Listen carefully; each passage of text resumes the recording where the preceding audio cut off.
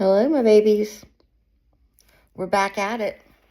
We're plowing through the tale of Despero.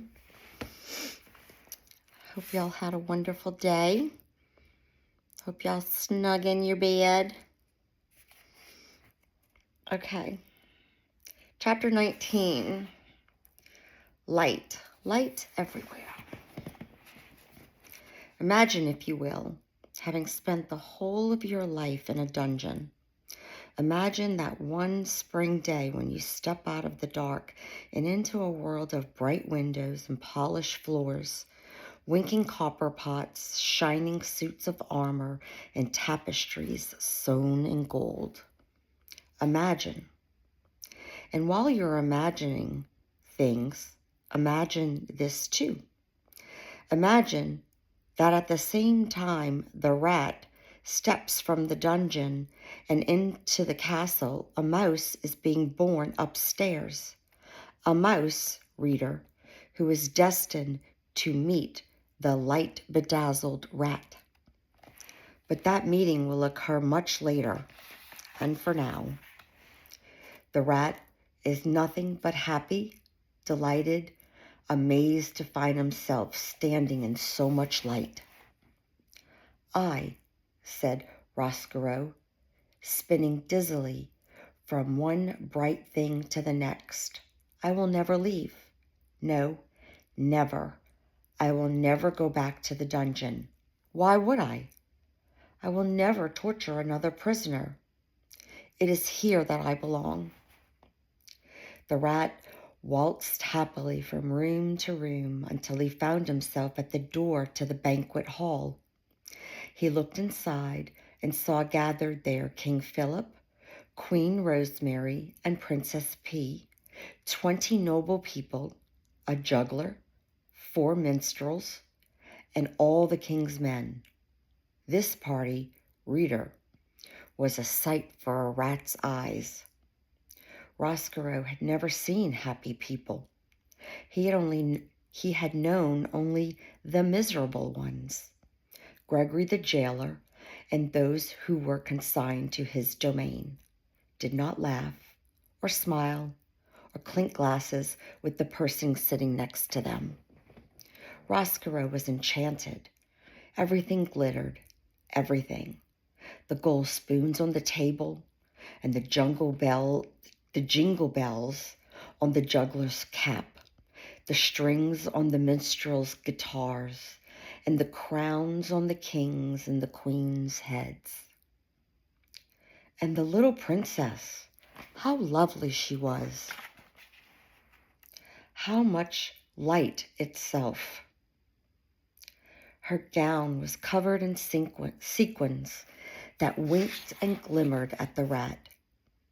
And when she laughed, and she laughed often, everything around her seemed to glow brighter.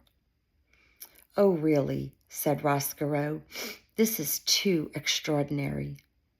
This is too wonderful. I must tell Botticelli that he was wrong. Suffering is not the answer. Light is the answer." And he's made his way into the banquet hall. He lifted his tail off the ground and held it up at an angle and marched in time to the music the minstrels were playing on their guitars. The rat, reader, invited himself to the party. Chapter 20. A view from a chandelier. There was, in the banquet hall, a most beautiful and ornate chandelier. The crystals that hung from it caught the light of the candles on the table and the light from the face of the laughing princes. They danced to the rhythm of the minstrel's music, swaying back and forth, twinkling and beckoning. What better place to view all this glory, all this beauty? There was so much laughing and singing and juggling that no one noticed as Roscoe crawled up the table leg and onto the table, and from there flung himself onto the lowest branch of the chandelier. Hanging by one paw, he swung back and forth, admiring the spectacle below him, the smells of the food, the sound of the music, and the light, the light, the light. Amazing, unbelievable. Roscoe smiled and shook his head. Unfortunately, a rat can hang from a chandelier for only so long before he is discovered. This would be true at even the loudest party. Reader, do you know who it was who spotted him? I have an idea. Maybe the princess? Let's see. You're right. The sharp-eyed Princess P. A rat, she shouted. A rat is hanging from the chandelier. Uh-oh, it's about to get crazy over there. The party, as I noted, was loud. The minstrels were strumming and singing. The people were laughing and eating. The man with the jingle cap was juggling and jingling. No one in the midst of all of this merriment heard the P. No one except for Roscoe. Rat. He had never before been aware of what an ugly word it was.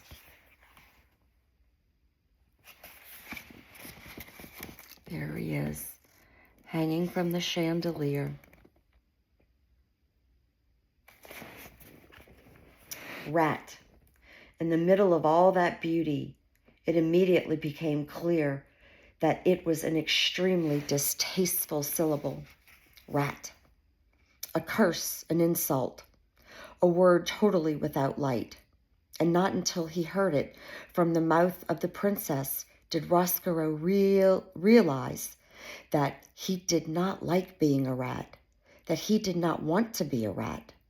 This revelation hit Roscoe with such force that it made him lose his grip on the chandelier.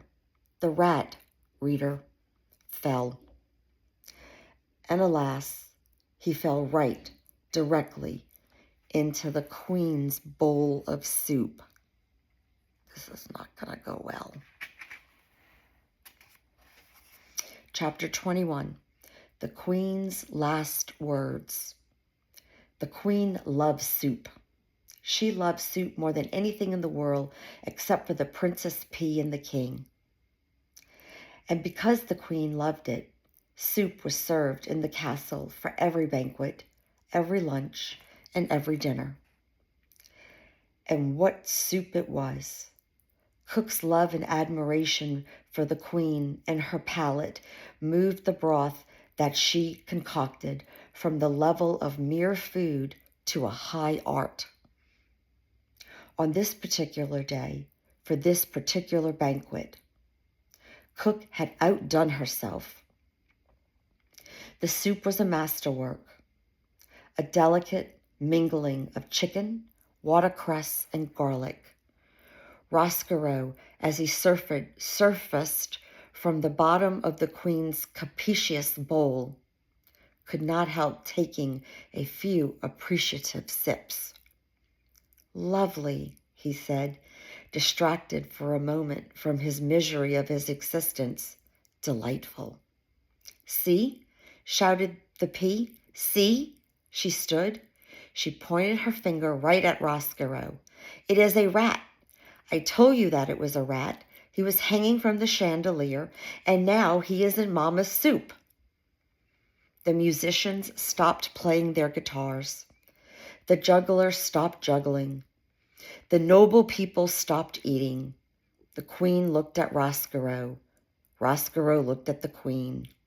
Reader, in the spirit of honesty, I must utter a difficult and unsavory truth.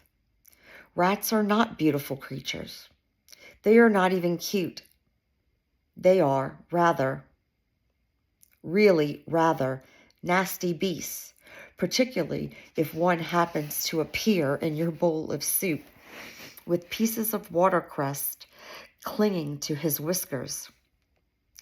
There was a long moment of silence, and then Roscoe said to the queen, I beg your pardon. In response, the queen flung her spoon in the air and made an incredible noise, a noise that was in no way worthy of a queen, a noise somewhere between the neigh of a horse and the squeal of a pig, a noise that sounded something like, neigh. And then she said, "There is a rat in my soup."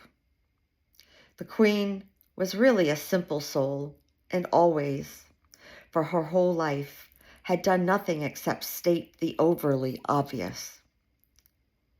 She died as she lived. "There is a rat in my soup," were the last words she uttered. She clutched her chest and fell over backwards. Oh, darn. It really was her last words. Her royal chair hit the floor with a thump, and the banquet hall exploded. Spoons were dropped. Chairs were flung back. "Save her!" thundered the king. "You must save her!" All the king's men ran to try and rescue the queen. Roscoe climbed out of the bowl of soup. He felt that, under the circumstances, it would be best if he left. That sounds like a really good idea. As he crawled across the tablecloth, he remembered the words of the prisoner in the dungeon, his regret that he did not look back at his daughter as he left her. And so Roscoe turned. He looked back, and he saw that the princess was glaring at him. Her eyes were filled with disgust and anger. "Go back to the dungeon," was what that look she gave him said. "Go back to the darkness where you belong." This look, reader, broke Roscoe's heart. Did you think that rats do not have hearts? Wrong. All living things have a heart. And the heart of any living thing can be broken. If the rat had not looked over his shoulder, perhaps his heart would not have been broken. But it is possible, then, that I would not have a story to tell. But reader, he did look. Chapter 22. He puts his heart together again.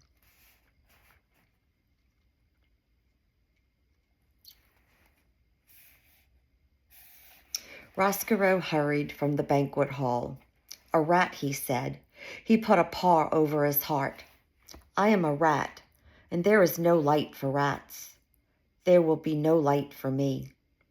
The king's men still bent over the queen. The king was still shouting, "Save her! Save her!" And the queen was still dead, of course, when Roscoe encountered the queen's royal soup spoon lying on the floor. "I will have something beautiful," he said aloud. "I am a rat, but I will have something beautiful. I will have a crown of my own." He picked up the spoon and put it on his head. Here's Roscoe with the queen's gold spoon on his head.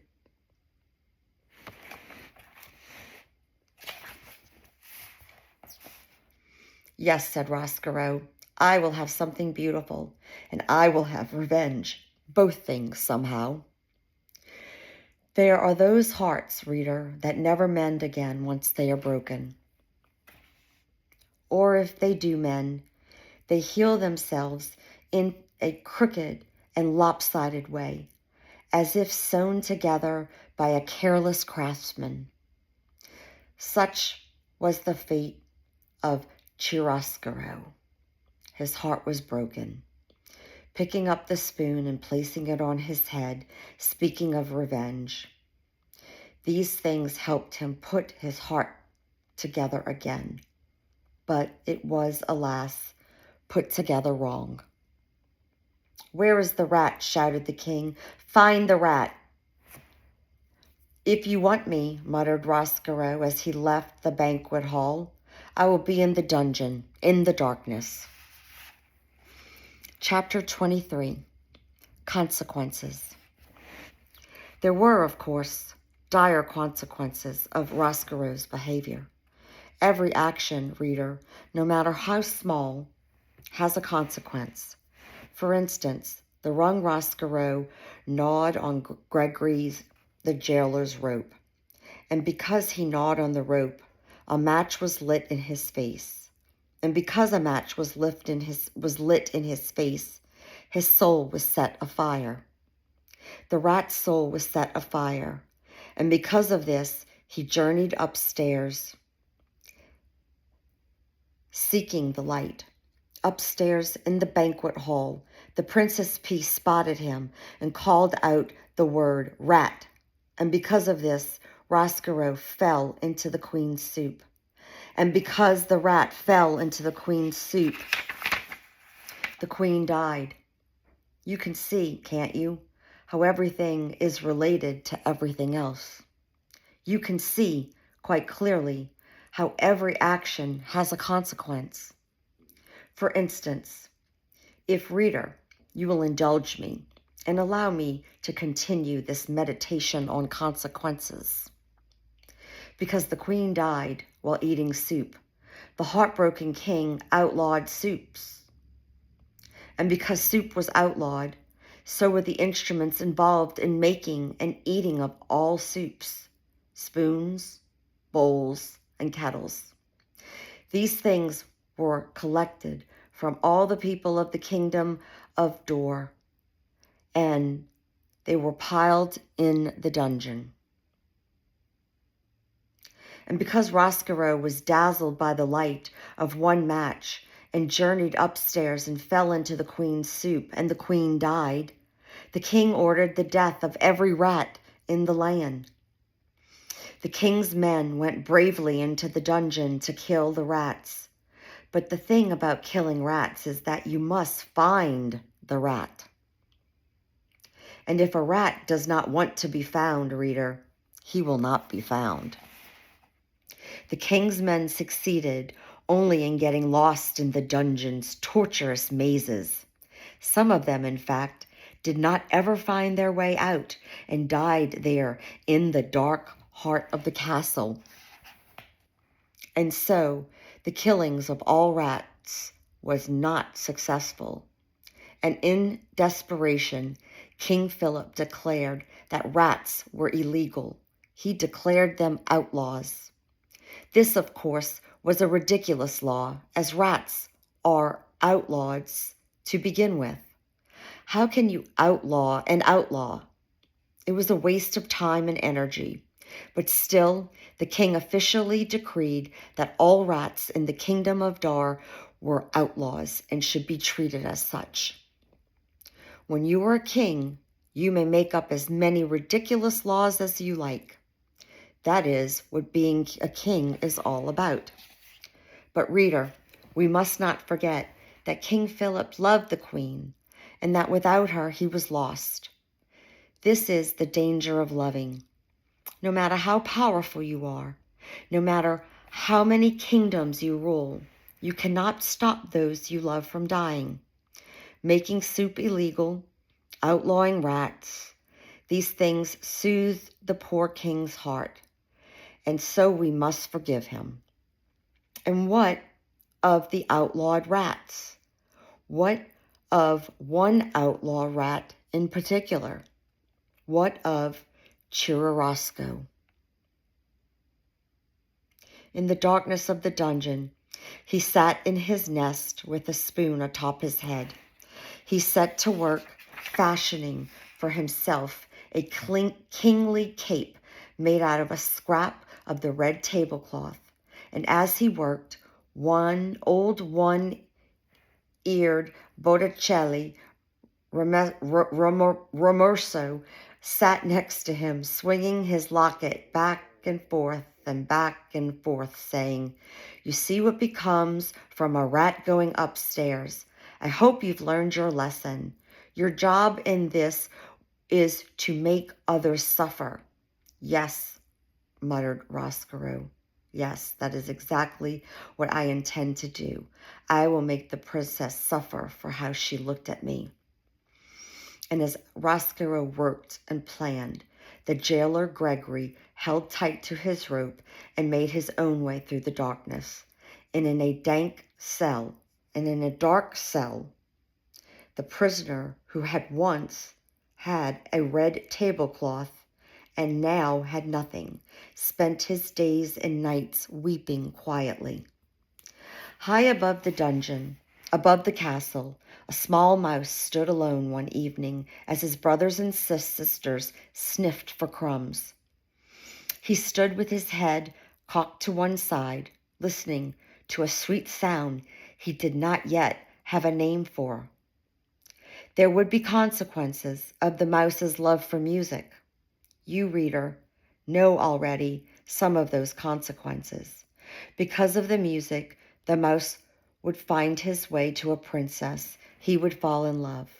And speaking of consequences, the same evening that Despereaux stood inside the castle hearing music for the first time, outside the castle, in the gloom of dusk, more consequences drew near. A wagon driven by a king's soldier and piled high with spoons and bowls and kettles were making its way to the castle. And beside the soldier sat a young girl with ears that looked nothing so much as pieces of cauliflower stuck on either side of her head. The girl's name, reader, was Miggery So.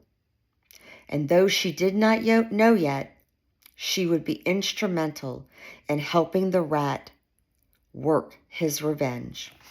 That, my kids, is the end of the second book. I love you. Sweet dreams. See ya for the next time. Bye.